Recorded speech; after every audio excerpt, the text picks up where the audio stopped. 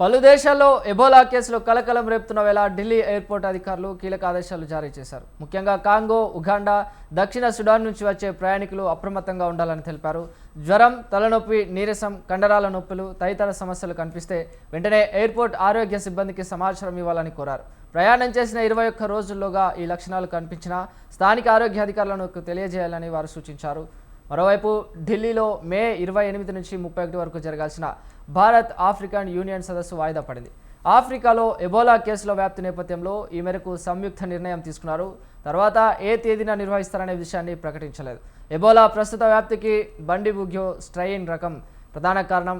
ఈ వైరస్ రకాన్ని ఇప్పటి వరకు 600 మందిలో గుర్తించారు. ఆ లక్షణాలతో 139 మంది ప్రాణాలు కోల్పోయారని ప్రపంచ ఆరోగ్య సంస్థ వెల్లడించింది.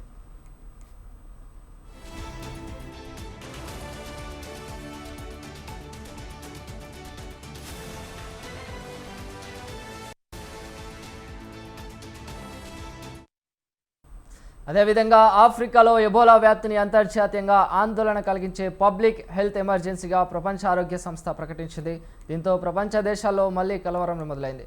ఎబోలా అనేది అత్యంత అరుదైన వైరస్ రకానికి చెందినదని, ఇది ప్రాణాంతకమైన వైరస్, దీనికి టీకా లేదు. ఎబోలా వైరస్ వ్యాప్తి ఊహించిన దానికంటే వేగంగా వ్యాప్తి చెందుతుందని WHO ప్రకటనతో ప్రపంచ దేశాలు ఆందోళనకు వ్యక్తం చేస్తున్నాయి. వ్యాప్తి ఇలాగే కొనసాగితే ఈ మహమ్మారిని ఎదుర్కోవడం కష్టమేనని ఆందోళన వ్యక్తమవుతుంది. ఒకప్పటి కోవిడ్ పరిస్థితులు వస్తే పరిస్థితి ఏంటి అనే ప్రశ్నలు కలవరానికి గురి చేస్తున్నాయి.